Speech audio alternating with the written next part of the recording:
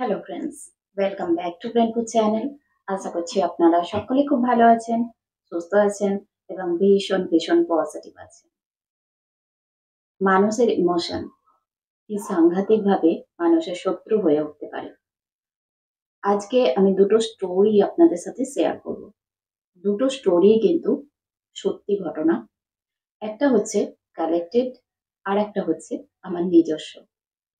এই যে স্টোরি দুটো আপনাদের সাথে শেয়ার করব, এই স্টোরি দুটো থেকে আপনারা বুঝতে পারবেন যে মানুষের ইমোশন, মানুষের কি সাংঘাতিকভাবে শত্রু হয়ে উঠতে পারে যদি সেই ইমোশন গুলো ব্যাড ইমোশন হয়, খারাপ অনুভূতি হয়।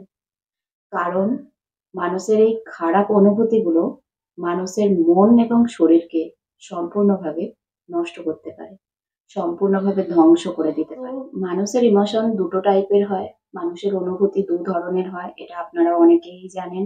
ব্রেনফুড চ্যানেলে যারা আছেন তারা অনেক বই শুনেছেন, অডিও বুক শুনেছেন, তারা সবাই জানেন সাবকনসিয়াস মাইন্ড বা দ্য সিক্রেট, এই সবেতে এই ফিলিংস এর ওপর বা ইমোশনের ওপর জোর দেওয়া হয়। তো এই ইমোশন দু টাইপের হয়, একটা ব্যাড, খারাপ ইমোশন, খারাপ অনুভূতি, আর একটা হলো ভালো অনুভূতি। তো আজকের ভিডিওতে যে দুটো স্টোরি আমি শেয়ার করছি, সেই দুটো স্টোরি কিন্তু খারাপ অনুভূতি নিয়ে। খারাপ অনুভূতি থেকে মানুষের কি সাংঘাতিকভাবে খারাপ রেজাল্ট দিতে পারে সেটা নিয়ে। আর এই যে খারাপ অনুভূতিগুলো, সেটা থেকে বাঁচার জন্য কি করবেন সেটাও আমি শেষে শেয়ার করছি। তো প্রথম যে স্টোরিটা আছে সেটা আমি কালেক্ট করেছি এবং এটা সত্যি ঘটনা। এক মহিলা ছিলেন, এনার নাম বা এনার পরিচয় কিছু জানা যায়নি, বাট এটা সম্পূর্ণরূপে সত্যি ঘটনা। যিনি ওনাকে ট্রিটমেন্ট করেছিলেন তিনি শেয়ার করেছেন। তো ওই মহিলার অনেক বছর যাবৎ শরীরে ভীষণ পেন হতো, প্রচন্ড যন্ত্রণা হতো। ছুঁচ ফোটালে যেরকম যন্ত্রণা হয়, সেম যন্ত্রণা ওই মহিলাটির সারা শরীরে হতো। উনি প্রচন্ডভাবে কষ্ট পাচ্ছিলেন এবং উনি কোনোরকম কোনো জিনিস বাদ রাখেননি, কোনো রকম কোনো ডাক্তার বাদ রাখেননি। যত রকমের ডাক্তার আছে সব দেখিয়েছিলেন এবং ডাক্তারি ট্রিটমেন্ট করার পর রিপোর্ট যেগুলো আসে সব নরমাল রিপোর্ট ছিল। তো উনি যান এক ওঝা বা যেগুলোকে মানে ওই ঝাড়ফুঁক করে বা বলে না যে পর্চা বার করে যে জিনিসগুলো, তো সেখানে গিয়েছিলেন। সেখানে যাওয়ার পর উনার পর্চা বা যে কাগজে লিখে দেয়া হয় যে উনার উপর কিছু খারাপ আত্মার বাসা বেঁধেছে। এতে কি হয়, উনি যেহেতু এতদিন ধরে প্রচন্ডভাবে কষ্ট পাচ্ছিলেন, উনার শারীরিক পেইন যন্ত্রণা সহ্য করছিলেন, উনি ঘুমোতে পারছিলেন না রাতে রাতে। তো যেহেতু ওই পর্চা বলা হয়েছে এবং উনার কোনো ট্রিটমেন্ট ঠিক করে হচ্ছিল না, ডাক্তারের কোনো রিপোর্টেও কোনোরকম কোনো ইস্যু ধরা পড়ছিল না। তো উনিও বিশ্বাস করে নেন যে সত্যি, সত্যি উনার উপর কিছু খারাপ আত্মা ভর করেছে। তো সেই অনুযায়ী উনি এক বাবার কাছে যান। বাবা মানে যে এসব আত্মা-টাত্মা বার করেন, ঝাড়ফুঁক করেন বা ভূতের পেলে যে ট্রিটমেন্ট গুলো করা হয়। তো এটা কিন্তু উনিই শেয়ার করেছেন, যিনি ট্রিটমেন্ট করেছেন। অ্যাকচুয়ালি উনি কিন্তু কমপ্লিটলি যে ঝাড়ফুঁক করেন বাবা-টাবা সেই ধরনের বাবা নয়। উনি হচ্ছেন সায়েন্স প্লাস এসব ট্রিটমেন্ট করে, মানে এসব টেকনিক খাটিয়ে মানুষকে সুস্থ করেন। মানে বলতে পারেন যে এনএলপি প্লাস যে ঝাড়ফুঁকের ব্যাপারটা আছে দুটোকে মিক্স করে মানুষকে সুস্থ করেন। তো উনি এই জিনিসটা শেয়ার করেছিলেন।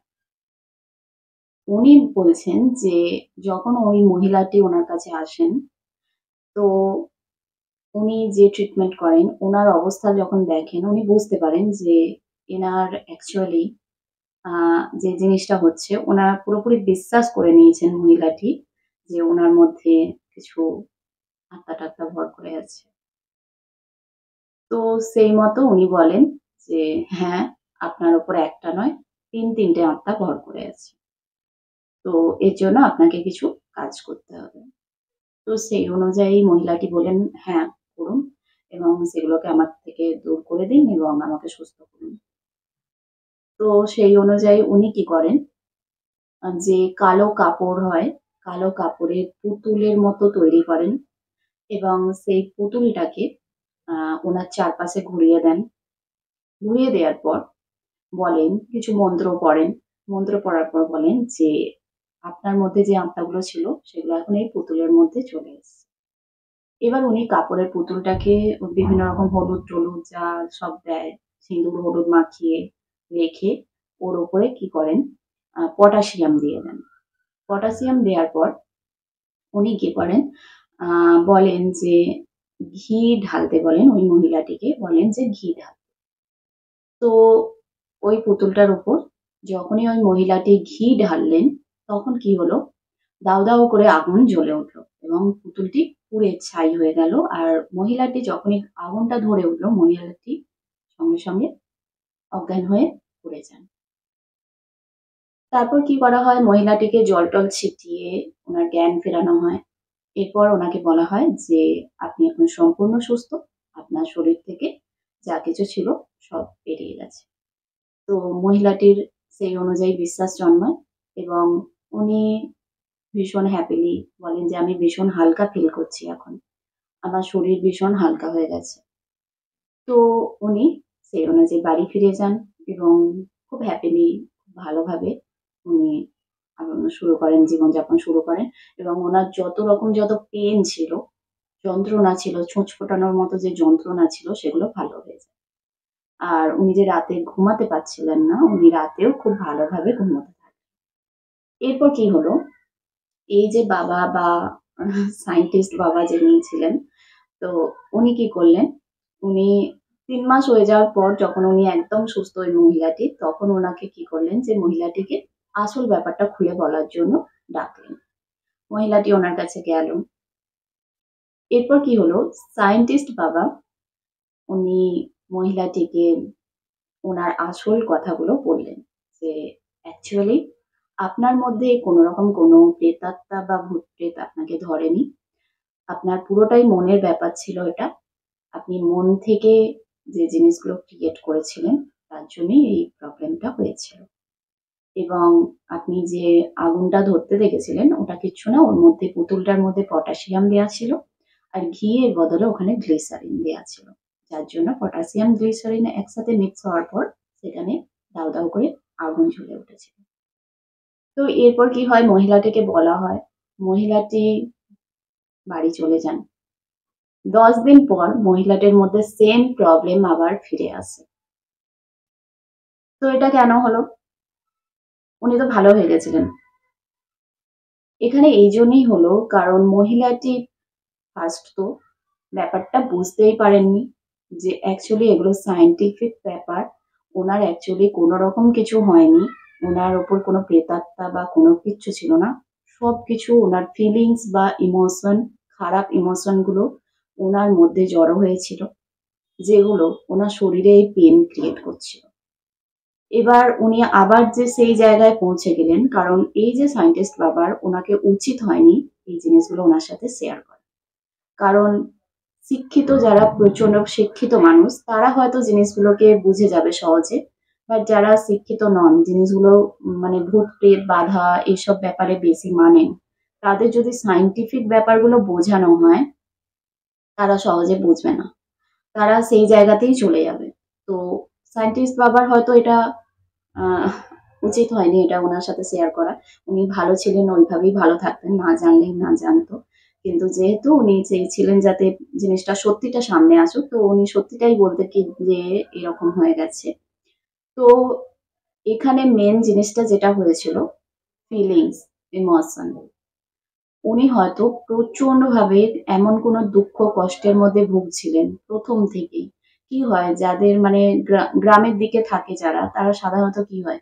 মুখ বুজে সবকিছু সহ্য করেন। কোনো কথা বলতে পারেন না। পরিবারের লোকজনের অত্যাচার, সবকিছু সহ্য করেন চুপচাপ। এবার সহ্য করতে, করতে কি হয়? যে ভেতরে ইমোশন গুলো থাকে, খারাপ অনুভূতিগুলো, কষ্ট, দুঃখ এই জিনিসগুলো থাকে।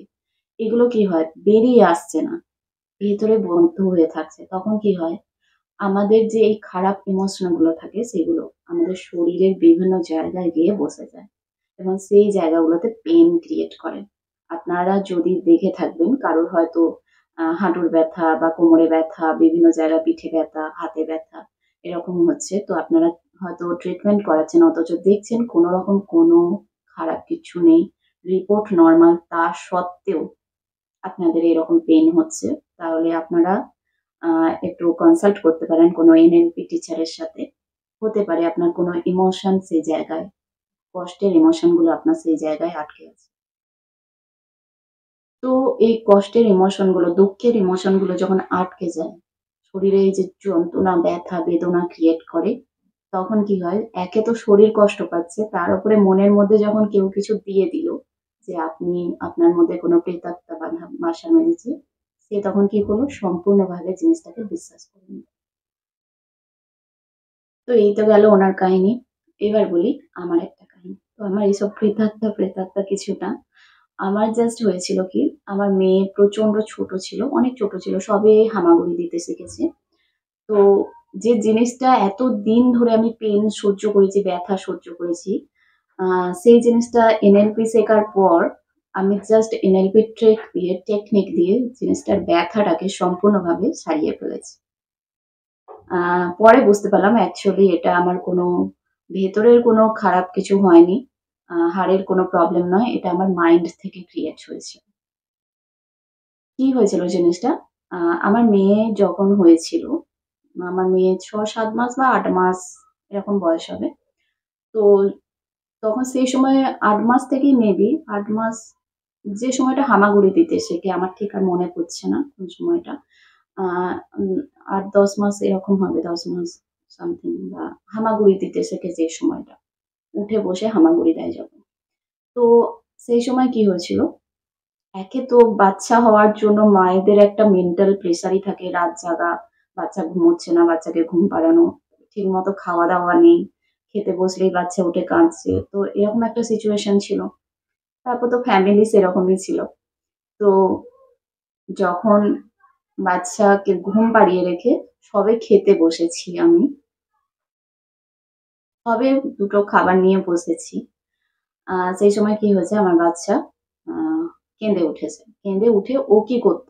বিছানায় বসে থাকতো না। সঙ্গে, সঙ্গে হামাগুড়ি দিয়ে নামতে যেত। তো আমি তখন দৌড়ে এসে ওকে ধরার জন্য দৌড়ে এসে ওকে ধরতে গেছি। আর সেই সময় কি হয়েছে আমার হাঁটুতে জোরে খাটের যে পা গুলো থাকে, কাঠের যে পা, সেখানে জোরে প্রচন্ড জোরে লেগে গেছে। এবং লেগে যাওয়ার পর মানে অসহ্য যন্ত্রণা, অসহ্য মানে আমি তো ভাবলাম আমার হাতটাই গেল হয়তো। তো এক হাতে বাচ্চা আর এক হাতে ওই যন্ত্রণা, এক হাতে আমার এঁটো হাত, খাচ্ছিলাম। তো সেই সময় যত না আমার ওই যন্ত্রণায় কষ্ট হচ্ছিল, তত তার চেয়ে বেশি আমার একটা ভেতরে পেইন হচ্ছিল যে বাড়িতে এতগুলো মানুষ থাকা সত্ত্বেও আমাকে কতটা কষ্ট করতে হচ্ছে, আমি ঠিকমতো খেতেও পাচ্ছি না। তো সেই সময়ে যে যন্ত্রণার সাথে যেটা ইমোশনটা জুড়ে ছিল, যে আমার কষ্ট একটা জুড়ে গিয়েছিল। যন্ত্রণাটা হয়তো ভালো হয়ে গেছে, হ ভালো হয়ে যেত।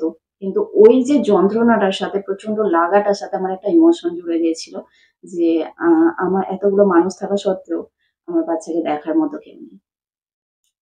তো সেই সময় কি হয়েছিল, ওই যে হাঁটুর যন্ত্রণাটা ওই সেই দিন থেকে স্টার্ট হয়েছিল। প্রায় আমার ওই হাঁটুর যন্ত্রণা আমার প্রায় হতো। এমন কিছু বয়স ছিল না যে হাঁটুর যন্ত্রণা হবে বা ক্যালসিয়াম কমে গেলে ক্ষয়ে যায়, সেরকম কিছু ছিল না। ডাক্তার দেখানো হয়েছিল, ব্যথা ডাক্তার যখন দেখিয়েছিলাম ব্যথা কমে গেছিল। আবার মাঝে, মাঝে থাকতো আবার ব্যথা হতো। এখনো মানে যতদিন মোটামুটি আমার এই ৬-৭ মাস আগে পর্যন্ত আমার এই ব্যথা আমি ভুগেছি। তো আ এই ব্যথাটা কোনো ডাক্তারি কোনো নরমাল রিপোর্ট কোনো রকম কোনো ইস্যু নেই। তো ব্যথাটা কি থেকে হচ্ছিল বুঝতে পারছিলাম না। তো যখন NLP তে আসি, তখন আমি ব্যাপারটা বুঝতে পারি। যে অ্যাকচুয়ালি আমি যে পেইনটা পেয়েছিলাম সেখানে আমার একটা কষ্টের ইমোশন জুড়ে ছিল। দুঃখ একটা জুড়ে ছিল এবং ওই দুঃখের সাথে যে যন্ত্রণাটা আমার লেগেছিল সেটা আমার এখানে একদম পার্মানেন্টলি জায়গাটা বাসা বেঁধে নিয়েছিল। এবং আমি চাইলেও আমি অনেক রকম ওষুধ খেয়েও কমাতে পারছিলাম না। পরে যখন বুঝলাম যে অ্যাকচুয়ালি এটা আমার সম্পূর্ণ ইমোশনটা জুড়ে গেছে ওর সাথে। যার জন্য এই ব্যথাটা আমাকে কষ্ট দিচ্ছে, তখন আমি কিছু এনএলপি টেকনিক খাটালাম, হিলিং নিলাম, রেকি কোর্স করেছি, রেকির হিলিং নিলাম। হিলিং নেয়ার পর এই ব্যথাটা আমার অদ্ভুতভাবে এতদিনে যে ব্যথাটা মানে এত বছর ধরে যে ব্যথাটা আমার কমেনি, সেই ব্যথাটা আমার অদ্ভুতভাবে চলে গেল। তো এই যে ইমোশনাল পেইন যে আমাদের দুঃখ, কষ্ট প্রচন্ডভাবে আমরা চাপে থাকি। এমন কিছু জিনিস কেউ কিছু বলল, পরিবারেরই কেউ কোনো গুরুজন, কোনো বয়স্ক মানুষ বলল, কিছু বলার পর আমরা কিছু বলতে পারছি না, মুখটা বুজে সহ্য করছি। এতে কি হচ্ছে ওই কষ্টগুলো কি হয় আমাদের ভেতরে ইমোশন গুলো জড়ো হয়ে যায়। শরীরের বিভিন্ন জায়গায় গিয়ে ইমোশন গুলো বসে যায়। এরপর কি হয় এগুলো বিভিন্ন রকম খারাপ জিনিস ক্রিয়েট করতে থাকে। যন্ত্রণা, ব্যথা, বেদনা এগুলো ক্রিয়েট করতে থাকে। অনেক সময় কেউ ভূত দেখতে পায়। এগুলো কিন্তু এই ইমোশনাল থেকেই হয়। খারাপ ইমোশন থেকে হয়। তো এই জিনিসগুলো যদি আপনাদের সাথেও হচ্ছে, তো বলব এই যে জিনিসগুলো যদি আপনাদের সাথেও হচ্ছে, এর থেকে বাঁচার ২ টো জিনিস আমি দেখেছি। ২ টো জিনিস আমার জন্য প্রচন্ডভাবে কাজে দিয়েছে। একটা হলো হো'ওপোনোপোনো প্র্যাকটিস, ভীষণ পাওয়ারফুল প্র্যাকটিস। এই যে হো'ওপোনোপোনোতে কি করা হয় যে বলা হয়, "I am sorry, please forgive me, thank you, I love you." এবার এটা কি আমরা মানে কেউ আমাকে কষ্ট দিচ্ছে তাকে বলছি? না। আমি কষ্ট পেয়েছি, আমার হার্টের মধ্যে কষ্ট হচ্ছে। তো আমি হার্টের কাছে বলব, "I am sorry, সরি আমি তোমাকে কষ্ট দিয়েছি। আমি কারোর কথাটা কানে নিয়ে তোমাকে আমি কষ্ট দিচ্ছি। I am sorry, please forgive me." তারপর thank you, I love you. এই জিনিসটা যখন বলা হয়, তখন কি হয় আমাদের হার্টের মধ্যে একটা ভালো ফিলিংস ডেভেলপ হয়। সে আমাদের ক্ষমা করে যে ঠিক আছে কারো কথা শুনে বা কেউ কিছু বলল সেখানে আমার রিঅ্যাক্ট করাটা উচিত নয়। আমি ভালো আছি। তো নিজের হার্টকে বলুন, নিজেকে বলুন হো'ওপোনোপোনো প্র্যাকটিস করুন। যেকোনো রিলেশনশিপ আপনি ঠিক করতে চান সেখানেও হো'ওপোনোপোনো প্র্যাকটিস করুন। যেকোনো জায়গায়। আপনি বিজনেস গ্রোথ করতে চান সেই জায়গাতেও বিজনেসের কাস্টমারদের জন্য হো'ওপোনোপোনো প্র্যাকটিস করুন। সব জায়গায় হো'ওপোনোপোনো প্র্যাকটিস করা যায়। আর এই যে খারাপ ইমোশন গুলো আপনাকে কষ্ট দেয়, এগুলোর জন্য তো হো'ওপোনোপোনো ভীষণ, ভীষণ ইউজফুল। আরেকটা হচ্ছে যেটা আমার প্রচন্ড প্রিয় জিনিস সেটা হলো ডান্স। জাস্ট দরজা জানলা বন্ধ করুন, ভীষণ জোরে মিউজিক চালান আর স্পিডে ডান্স করুন। যত দম আছে সেই দম দিয়ে ডান্স করুন। দেখবেন ডান্স করলে কি হয় ফিলিংস ভালো হতে শুরু করে। ডান্স করলে কি হয় আমাদের ব্রেনের মধ্যে কিছু ভালো কেমিক্যাল রিলিজ হয় যেটা আমাদের ভালো থাকতে সাহায্য করে। কর্টিসল কেমিক্যাল যেটা কর্টিসল হরমোন আছে সেটাকে কম করে দেয় এবং আপনাকে ভালো থাকতে সাহায্য করে। তাই ডান্স করুন। যদি মনে হয় যে পরিবারে অনেক লোকজন আছে ডান্স করার সেরকম কোনো সুযোগ পাচ্ছেন না, তাহলে সিম্পলি কোনো ডান্স একাডেমিতে বা ডান্স ক্লাস জয়েন করে নিন। আমার ক্ষেত্রেও সেম প্রবলেম হয়েছিল। আমরা যখন একসাথে জয়েন্টে ছিলাম সবাই ইয়েতে থাকতাম, সেখানে আমার পসিবল ছিল না ডান্স করা। তো সেক্ষেত্রে কি হয় অনেক বছর আমাকে কষ্ট পেতে হয়েছিল। তো ৩ মেয়ের যখন ৩ বছর ৩.৫ বছর হবে সেই সময় মেয়েকে ডান্সে দেয়া হয়। মেয়েকে ডান্সে দেওয়ার পর কি হয় আ তার ১-১.৫ বছর পর আ আমিও সেখানে একটা গার্জিয়ান গ্রুপের ডান্স হতো সেখানে যোগ দিই। এবং এর জন্যে আমার ধীরে, ধীরে আস্তে, আস্তে এই জিনিসগুলো থেকে বেরিয়ে আসতে আমার সাহায্য হয়েছে। তো অবশ্যই জীবনে ২ টো জিনিস অবশ্যই রাখুন। একটা হচ্ছে ডান্স। ডান্সকে হতে পারে আপনি বাইরে যেতে পারছেন না, বাড়িতে করুন। দরজা জানলা বন্ধ করে দিন। জাস্ট ইগনোর বাড়িতে কে, কে আছে না আছে জাস্ট ইগনোর করুন। ঘরে জানলা দরজা বন্ধ করে দিয়ে নিজের মনের মতো ঘন্টাখানেক ডান্স করে নিন। দেখবেন পুরো একদম সবকিছু ঠিক হয়ে গেছে।